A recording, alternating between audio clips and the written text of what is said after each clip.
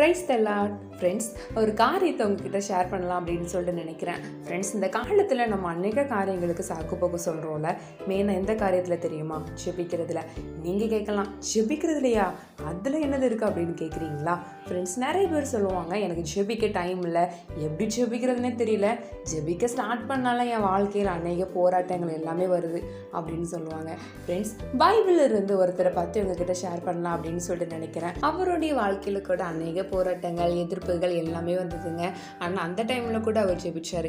நீங்களாம் கெஸ் பண்ணியிருப்பீங்க அப்படின்னு சொல்லிட்டு நினைக்கிறேன். அது யாருன்னா தானியேல் தாங்க. அவர் வாழ்ந்த காலத்தில் இருந்த ஒரு ராஜா, என்ன தவிர யாருமே செவிக்கக்கூடாது அப்படின்னு சொல்லிட்டு நிறைய ரூல்ஸ்லாம் போட்டாருங்க. ஆனால் அந்த டைமில் கூட தானியேல் எதுக்குமே பயப்படாமல் அவங்க வீட்டு ஜன்னல் ஓப்பன் பண்ணி வச்சு ஒரு நேரம் இல்லை, 2 நேரம் இல்லை, 3 நேரம் ஜெபம் பண்ணார்.